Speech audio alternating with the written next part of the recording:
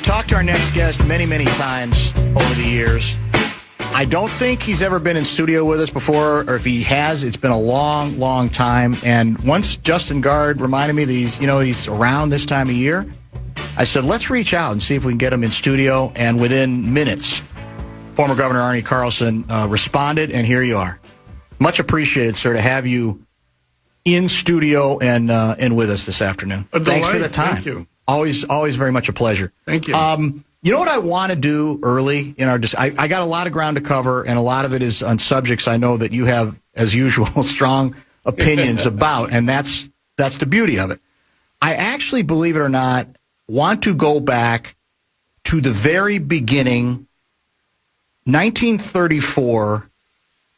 I'm trying to figure out how a kid born in New York City ends up with the credible, established, outstanding, I would say, career here in Minnesota. How does that kid, who I'm also reminded, I think grew up pretty poor, how does that guy get to where he ended up being here in Minnesota?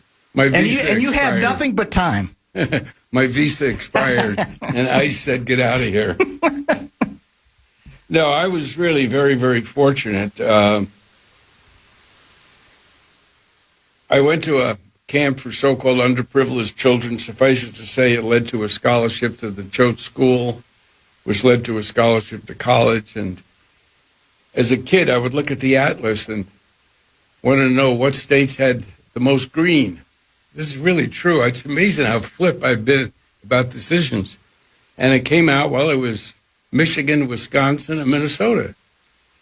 So when I wanted to go to grad school, I applied to all three, and Minnesota was the first to accept. I had never been to Minnesota. I knew very little about it, except the land of sky blue waters. That's the one thing I knew. Yes. And so I was tickled. I came here and loved it. Absolutely loved it. When I came out, it was kind of interesting. There was a guy named Sibley, the socialist. Okay. He was on campus throwing these bombs out, and people reacted. Yeah, I said, oh, my God, what a lively place. Yes. And it was wonderful.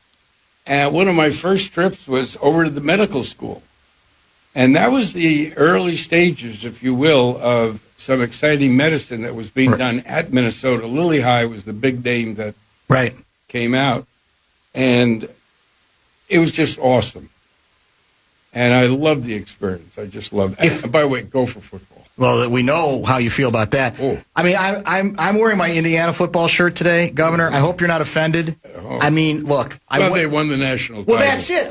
This is where I went to college. I have not had much of a chance to crow about Indiana football, so I figured I better do it now, right? And I thought you might get a kick out of that, as much of a Gopher guy as you are.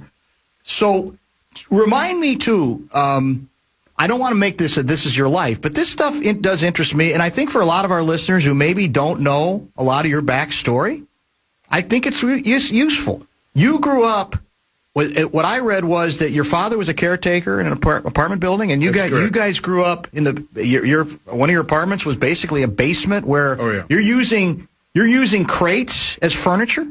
Well, the parents decided that we weren't doing well in America, so let's go back to Sweden. We didn't do well there and came back, and we had nothing, and I mean nothing. So, there was fruit crates. I'll tell you the one funny story of Thanksgiving. We were sitting, and we didn't have a turkey. And we're sitting around, and everybody was in good humor. I do remember that. And all of a sudden, we hear this plop. And we run out to the alleyway, and there's this big turkey that's splattered on the alley. Seriously, this is true. We scooped it up and brought it in. And it was probably the most memorable Thanksgiving we ever had. We really just laughed and had a great time. And to this day, Mrs. Nussbaum is looking for her turkey, wondering where it flew. It was a great Thanksgiving. That's too good. So what does growing up that way, what does it do to you? How does it tell part of the story of how you sort of are formed? What impact does it have growing up in those conditions? I think the experiences are invaluable. I'll tell you one very sad story. As I indicated, we were poor.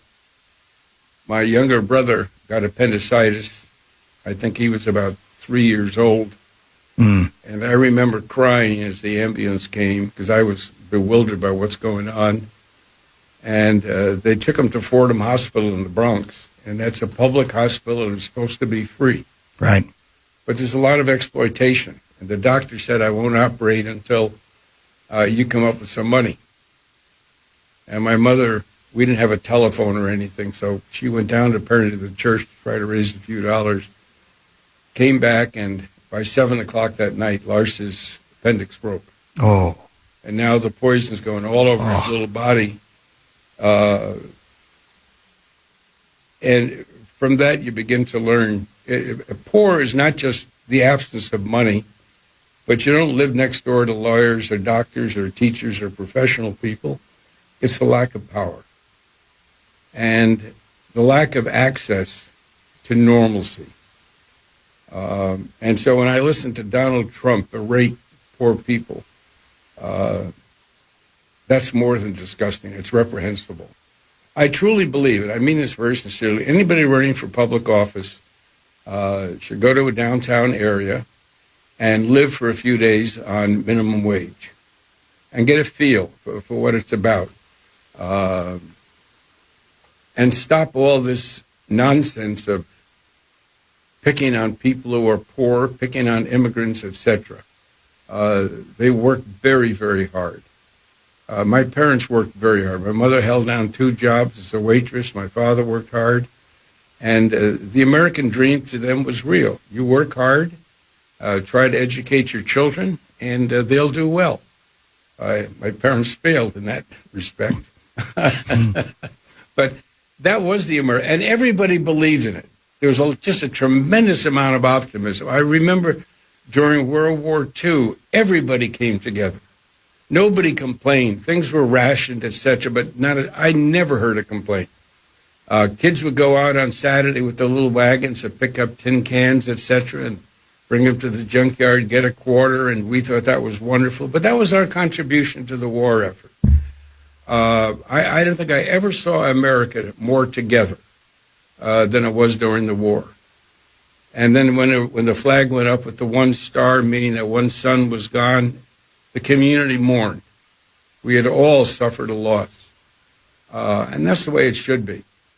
And I think with 2010 and the Supreme Court decision of Citizens United, it poured money into our political system. And the political system became disengaged from the very people they serve. And that sense of togetherness is not there. No, that's for sure. And we are going to spend a lot of time on that. Former Governor Arne Carlson is in studio with us. You get the scholarship to attend Choate, right? Mm-hmm. Very prestigious prep school, correct?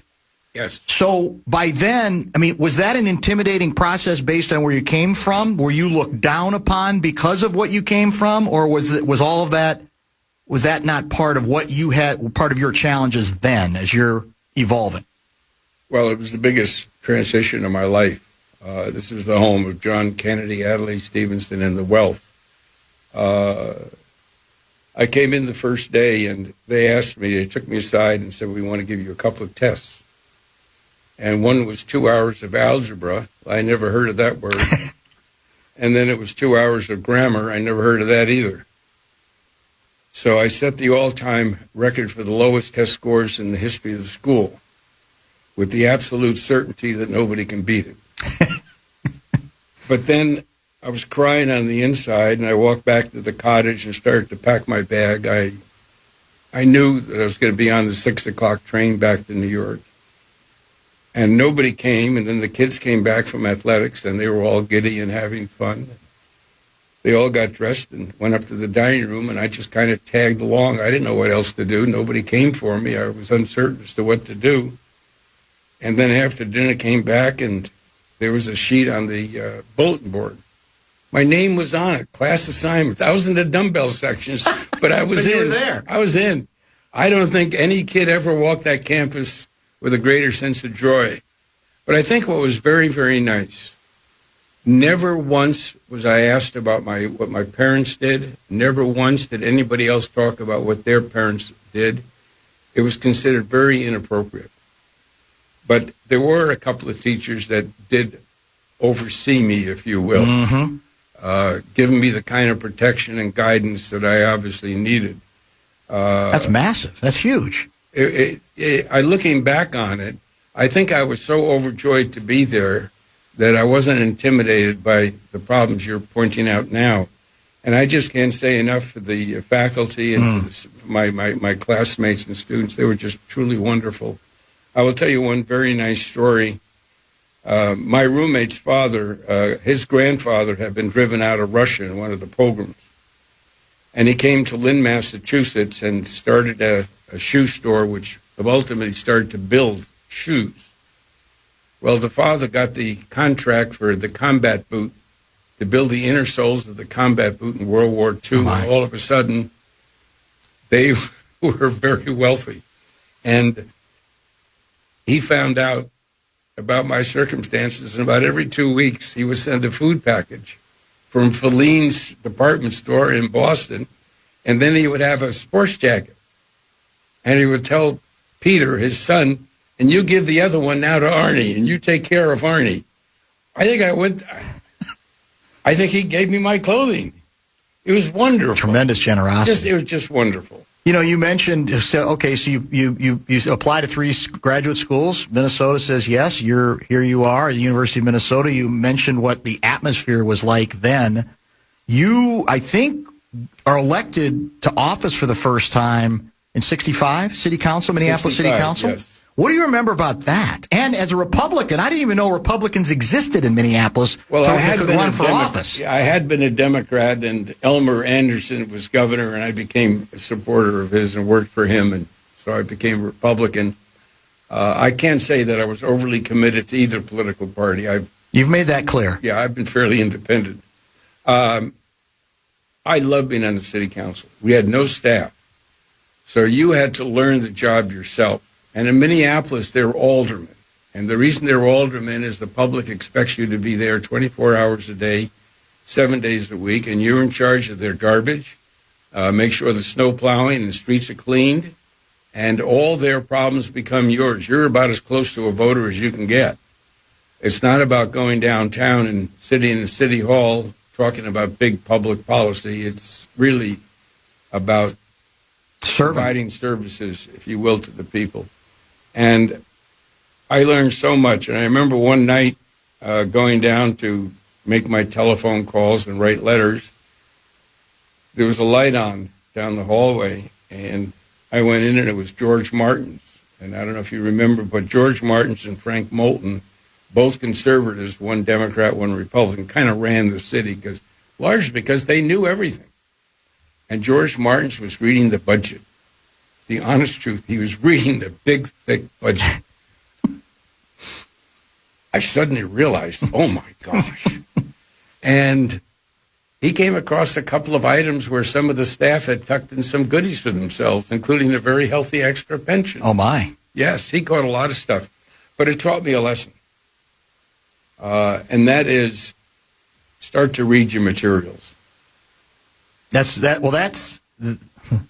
That lesson would apply as much today to then, correct? Maybe even more so, correct? Yeah. How many times does a congressman come back and not realize he voted for a bill and didn't know what was in it? Something's buried, or he didn't get around to it, or he didn't have a staff member get to it. Right. 67, you run for mayor. Right. And you lose. Yes. So, humbling?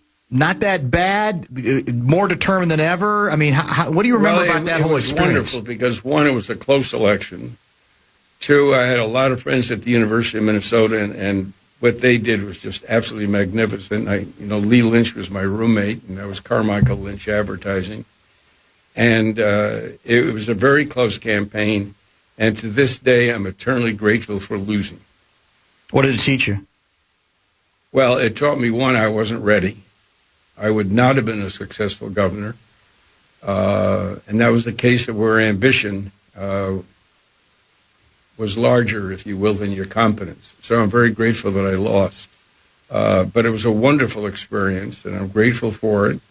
And I'm very grateful for the council experience. I really think that if you are going to go up the ladder, learn the bottom rungs, because that's where you are closest to the people and that's where you're most accountable. Were you? Do you feel? How far back does it go that you've always, since I've known you, and obviously been here while you were governor as well, a terrific speaker. So is that something you think you always had? Something you developed, and how did you develop it if it wasn't there from the beginning? Boy, you're asking some very good questions and changing questions in my life. I was extremely shy. If I saw a girl, I turned red with embarrassment. I stuttered something awful. I literally couldn't get a sentence out. And when I got to Choate, one of the first days they have is compulsory public speaking. And there's all sorts of myths were built around the teacher. That he looked like Dracula. He wore a cloak. And his name was Stanley Pratt. He had worked at one time on Broadway.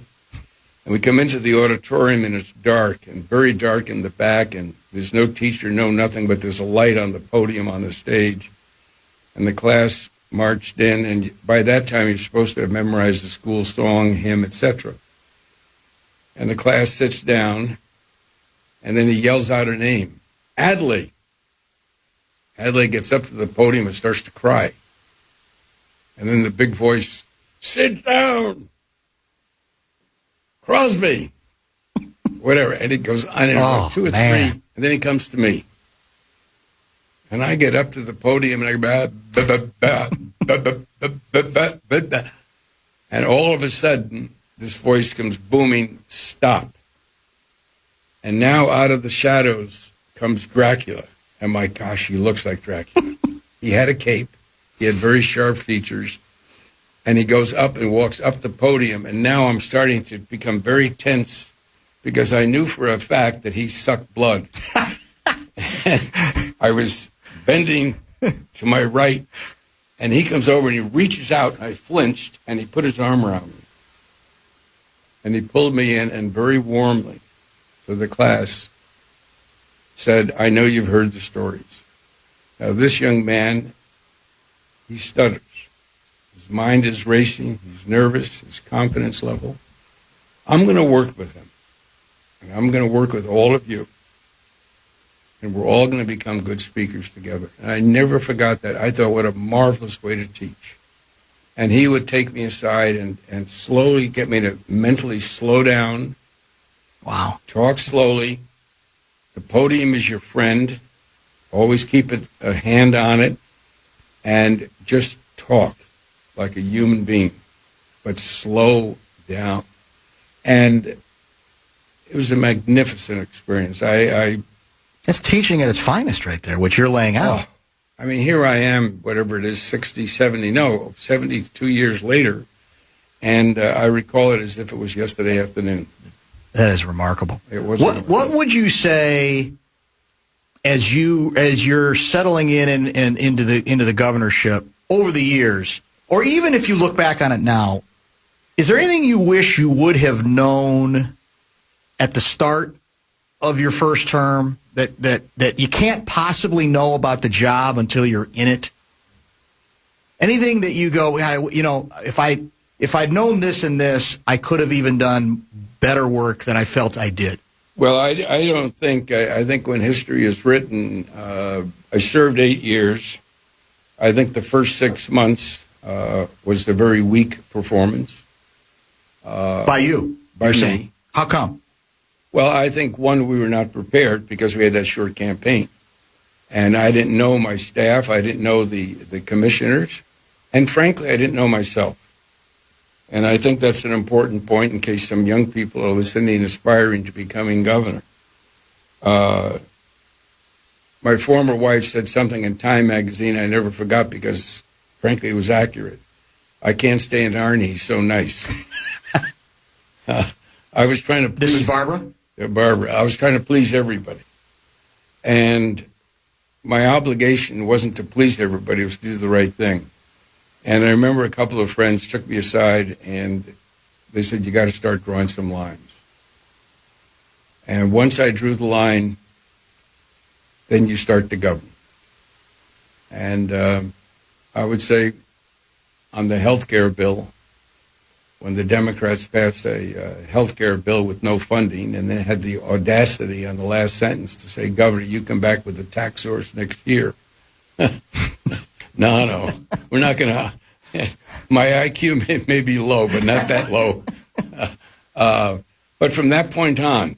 That was key. That was key. Yeah. And everything started to change. Makes sense. Yeah. So you mentioned the short campaign. That was the Grunseth deal where you lose the primary to him, and then there's the late scandals that ultimately lead to him very late stepping aside, late, correct? Very late, yeah. What do you remember about that? How shocked were you to even be in the position where you had a chance to run, as the Republican nominee? Well, we ran a very normal campaign. The only difference in that campaign was the citizens' juries. So there was more of a focus on public policy, and I thought that was very healthy. And it prevented a lot of the counter-charge that we're seeing today, and more focus on policy and winning those debates. Interesting idea. Novel idea. So we were really focused on that. No, I have no complaints about the campaign. I thought we ran a good campaign. My opponents ran a good campaign. But election night, we got slaughtered. I mean, slaughtered. I was up by 20 points in the polls, and I got creamed. Humbling? Was it humbling? Humbling. It was humiliating. Absolutely humiliating. But what had happened was Grunseth, much to his credit, organized the pro-life vote, the pro-gun vote, and they made the telephone calls. We had no lists. We had no phoning banks, and they got him out, and they won. And then a few days later, the scandal started, and that's when we started a write-in campaign for a while. But in the meantime, the campaign was getting ugly between Perpich and Grunseth over child support issues. But we got in a little less than 2 weeks before Election Day, starting out as a write-in candidate. And, it was a stunning experience because the public was so angered by the counter-charge between Grunseth and Perpich, and then all this sex stuff coming out on Grunseth, that when I finally did get in and Grunseth did pull out, I remember flying to Mankato, and it was kind of like Charles Lindbergh landing in Paris. People were out there cheering. I would say, let's get back to the issues, and people would. I don't think I ever got back to the issues. And it was almost embarrassing at times. People would stuff money in my pockets. I felt like some kind of a crook. We raised more money in those first few days than we did for the whole previous campaign. Yeah, right. And it was kind of a coming together. What a reversal. Well, yeah. People forget that was a stunt. I remember I was here for all that. It was a remarkable change, politically speaking, in a short period of time where you're, like you said, you're done or you're in. Yeah. The exuberance was uncontrollable. And we were fortunate. It lasted only a few days. If it lasted a few more days, the exuberance would have dissipated and people would have seen me for what I were, and who knows what would have happened. Let's do this. Let's make this the bottom of the hour pause. I want to bring it to the present. I want to try to do some linkage between some of the observations you've already made and with the present day, because a lot of that is what we've discussed with you in the past. But I do want to bring it because there's a lot of fresh stuff to get to. I've got a bit of sound I want you to listen to that I just want to get your reaction to from a political commentator named Van Jones. Lots more to get to. Former Minnesota Governor Arne Carlson, kind enough to give us a full hour in studio. We'll continue in a minute. Bumper to Bumper with Dan Barrero on The Fan. From the 1-800-ASK-GARY Traffic Center. This report is sponsored. You have and all the experience you have. Here's where I want to start, Governor. I think you'll agree, maybe not, that a percentage of politics has always included performance, that there's some performative stuff that's that is always going to be linked to politics. But my theory is that over the decades, we've now reached a point where the percentage of performance stuff, is, I feel like 85% of it. You were talking about policy. You were talking about debate about policy. And so much of the time, I feel as if there's a far greater number of politicians who spend almost all their time performing, saying what they think they're supposed to say in their position, rather than having the debates about some of the policy stuff that I know was in your wheelhouse. What do you think? You're absolutely right. And by the way, the polls show it. I don't think at any point in American history has there been such a wide separation between elected officials and the public, and neither political party wants to pay attention to it. 83% of Americans do not trust their government. 83. 85% thinks money basically buys public policy. 63% don't trust challengers because they think the reason the person is running for office is to line their own pockets. So they don't like incumbents, but they don't trust the challengers either. Right. And the worst part is that a majority, I'm uncertain as to what the exact percentage is, but I think it's close to 70% no longer think the American dream is attainable. So we have to take a hard look at ourselves and say, what kind of a culture and what kind of a democracy do we have? And until the elected official begins to engage with the public, it's not going to change. I mean, I remember when the Democrats had their $5 community bean fee. Pay $5, you get some baked beans, and your local officials come, and maybe a statewide official like a Hubert Humphrey or Orville Freeman would show up. Well, people felt they were part of something. For the Republican Party, it was neighbor to neighbor. Can you kick in a couple of bucks for the good old party?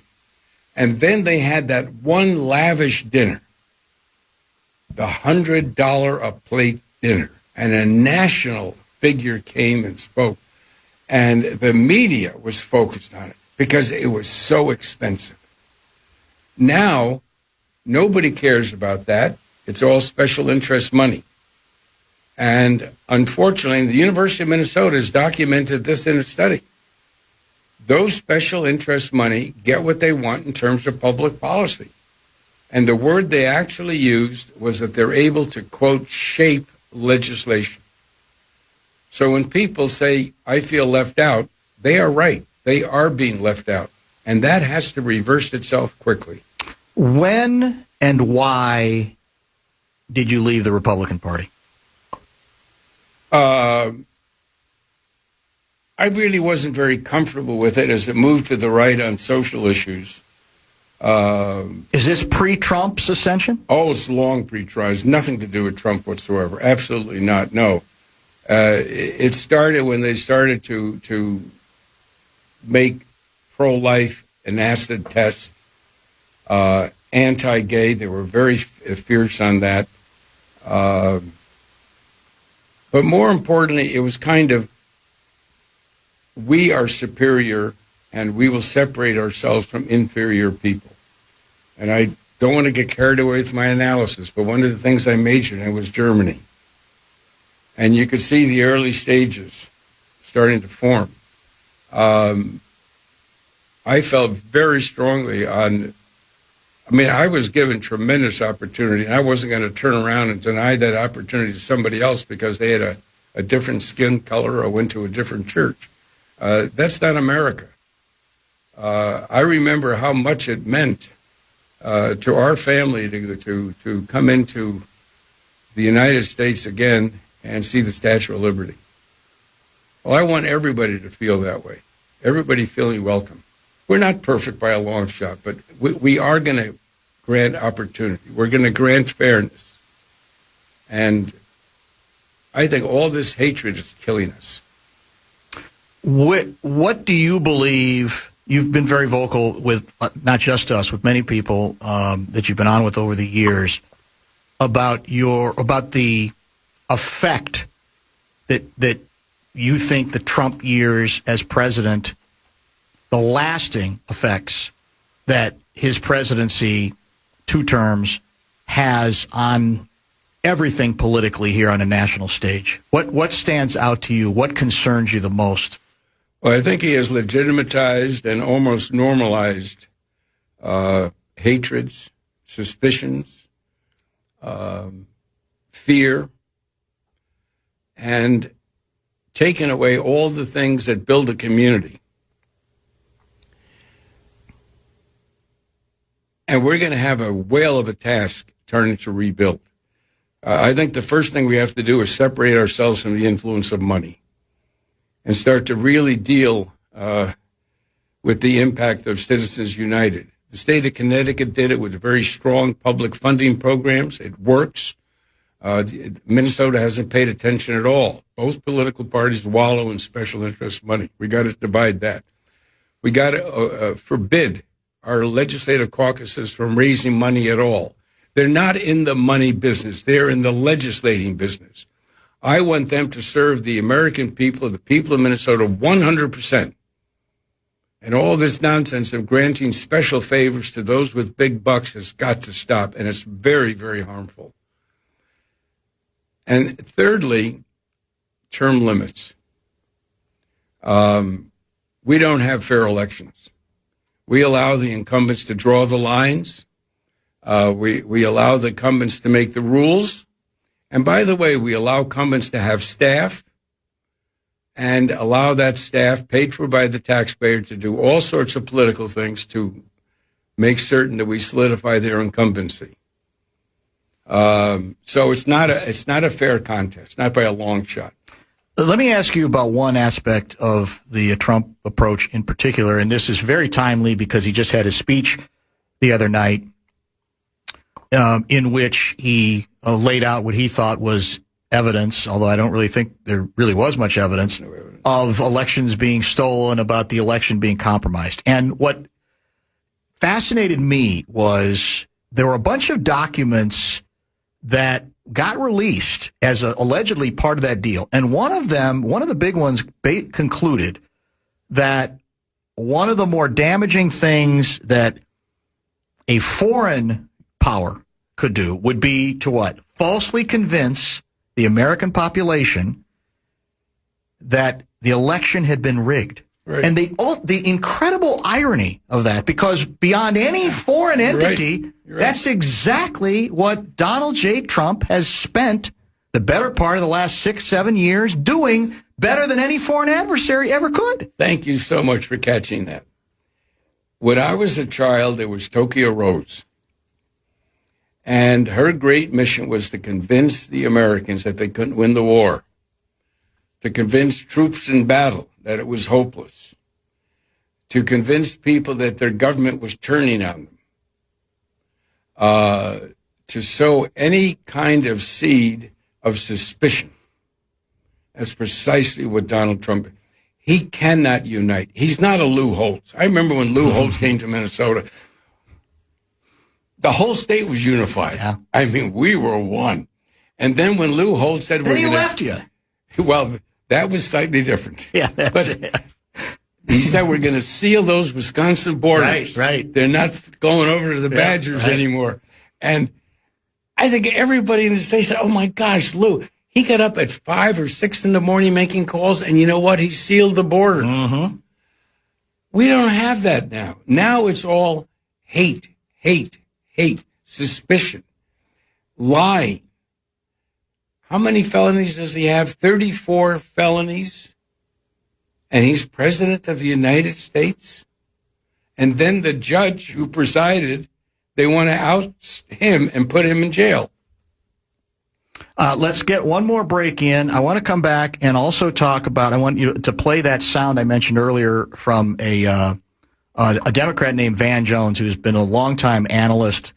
I think he worked in the Obama administration, certainly in CNN now, and other places who I have a lot of respect for. I want to get your reaction to something he said. And I want to get into the most recent op-ed piece you co-wrote that did, they think this is what I respect about you, is it did have you challenging the Democrats in this state on some pretty specific and important issues as well, including the Feeding Our Future scandals, et cetera. More with the governor. former governor of the great state of Minnesota, Governor Arne Carlson, when we come back. You're listening to Barrero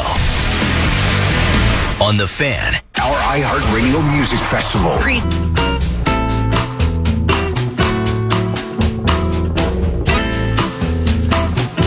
Former Governor Arne Carlson is in studio with us for the rest of this hour.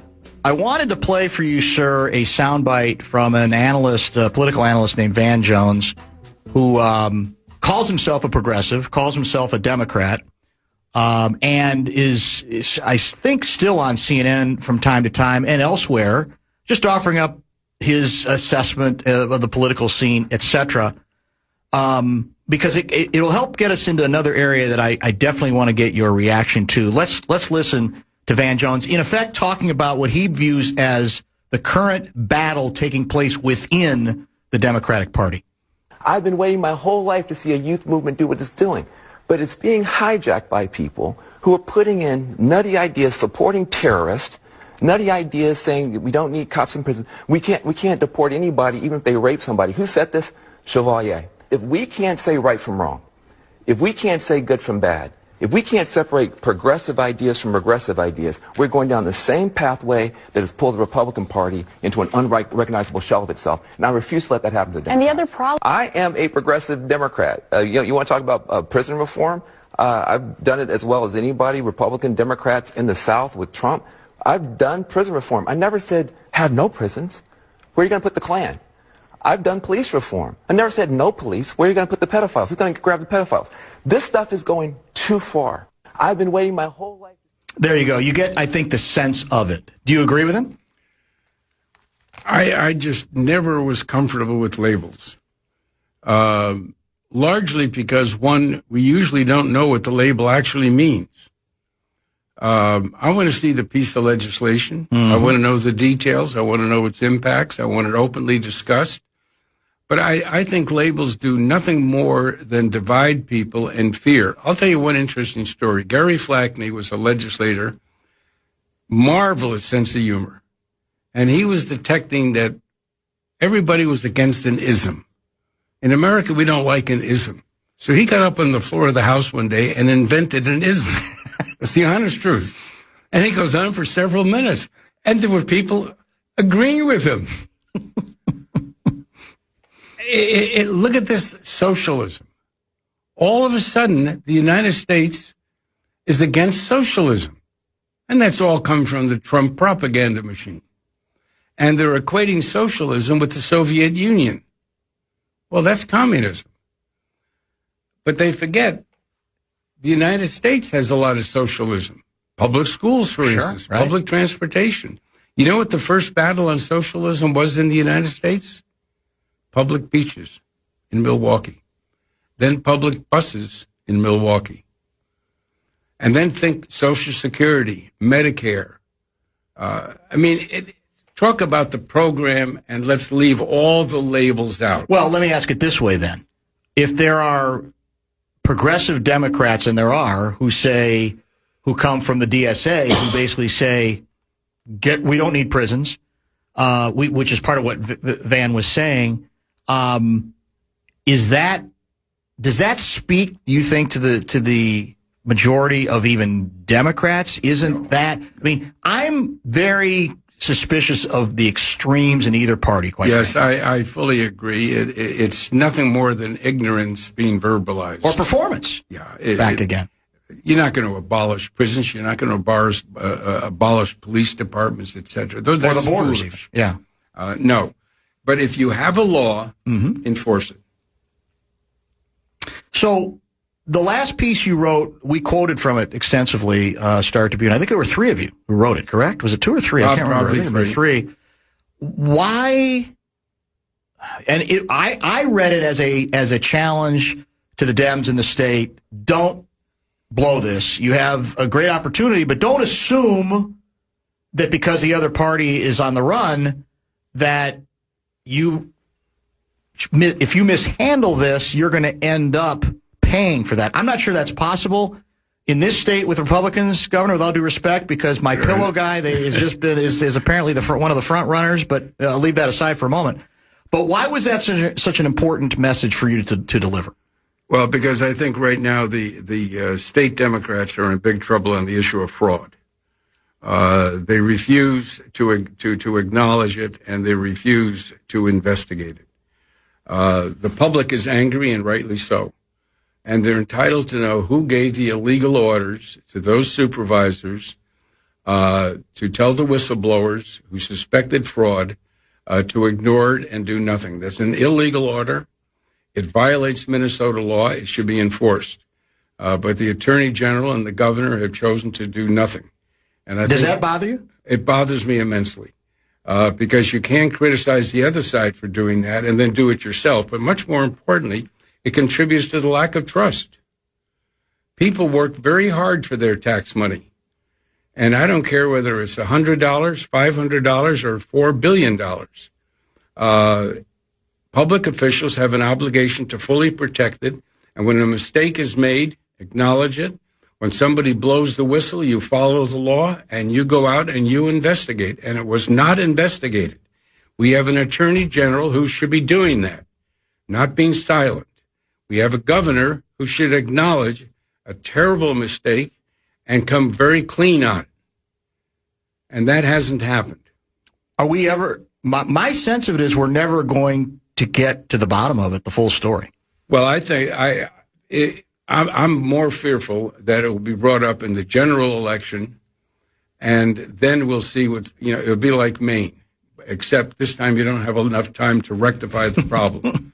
So they would be well advised, deal with it now, and investigate it, have an independent investigation that's nonpartisan, thorough, and find out who gave those illegal orders.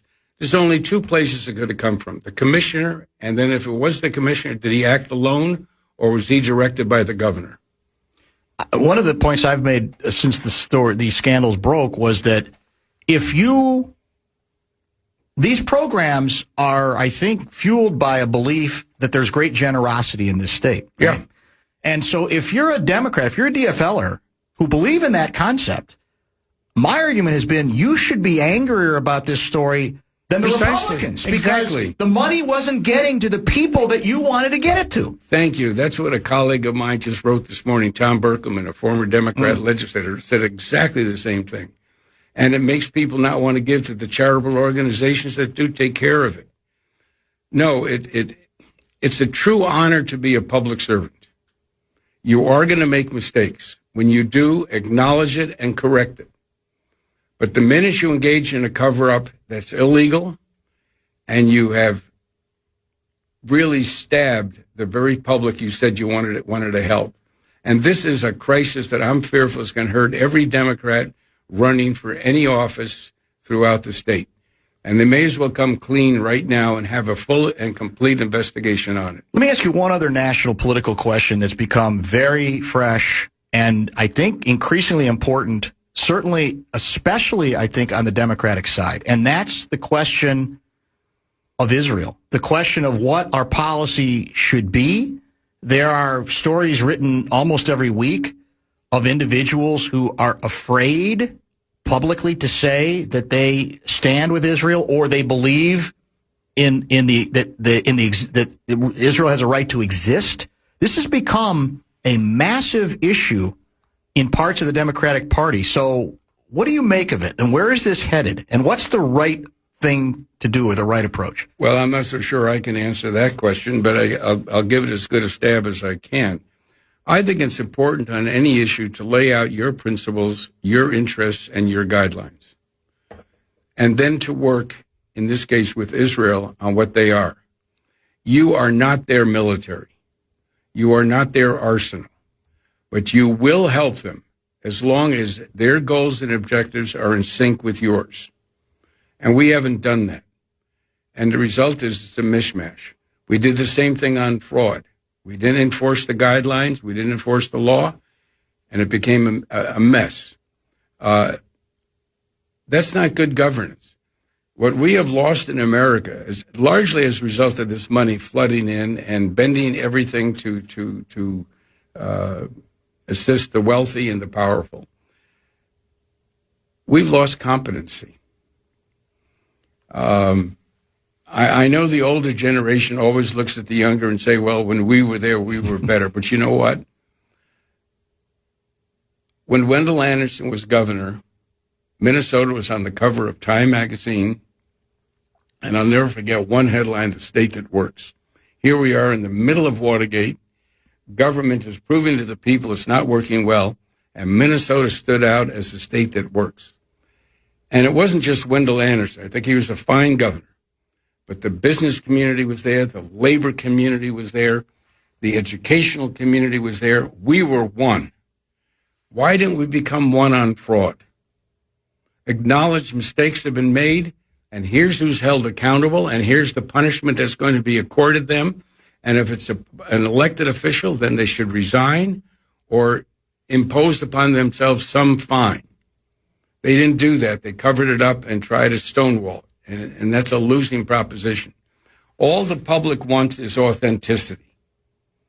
I mean, in baseball, we don't expect you to bat 1,000, but we expect you to give it the best shot you can. You know, one of the last times we had you on, you said something that struck both me and Justin about, in fact, I think at that point it was your belief that no matter what bad feelings might exist between, for example, the governor of this state and the president, or the mayor of Minneapolis and this president, get on the phone. Exactly talk. Right. And I can't tell you how many older time politicians that go back. There's a guy named Joseph Califano who worked for LBJ. Johnson. Yeah, exactly. A marvelous guest. We haven't had him on in a while. And that was one of his objections was, you still got to talk to people. You have to. It doesn't mean you're going to get to where you want to go, but you can't put yourself in that silo alone and never meet or converse with individuals. That's part of how stuff gets done. And I don't know if there's not the appetite for it, but it's a significant part of why we're where we are, is it not? Boy, you've really hit a home run on that one. I mean that very sincerely. The collegial environment just isn't there.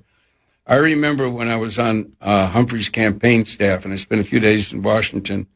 But in any event, one day he told me a story, and it was about himself. And I'm so proud of the fact he was picking on himself. And he said he had this bill to resurrect the CCC, the Civilian Conservation Corps, and he realized it was coming up, and he didn't have the votes. He hadn't, frankly, done his work. He wasn't prepared. So he goes out to the retiring room to try to grab people and persuade them to vote for the good bill. And he came up to the senior senator of Wisconsin, who was head of the Committee on Foreign Relations and extremely well-respected, but a Republican. I can't think of his name right now. And Humphrey's now talking about himself. He said, I told him how hard I've always worked and how wonderful it'd be for the kids of Milwaukee to come up and become loggers for a day and clean the rivers, etc. And he didn't say a word. And I shifted gears and I talked about this. And gosh, he didn't bat an eye. And I finally said, I've been your third senator. I've always represented Wisconsin, your dairy industry, your farmers, etc. In effect, you owe me your vote. He still didn't say a word. He looked up, the guy gets up, walks down the aisle, and as he's walking down the aisle, his name is called, and he votes aye. And Republican votes toppled, and Humphrey passed his bill. Wow. Now, that's a great story. That's the way it ought to be. And there are so many of those stories. Today, it's all gotcha and hatreds.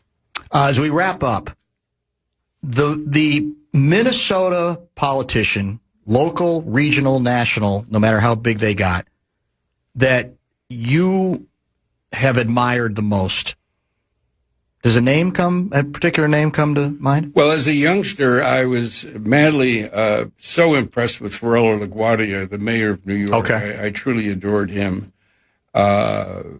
In high school and college, I was editor of the paper and endorsed Adlai Stevenson both times. I thought the world of him.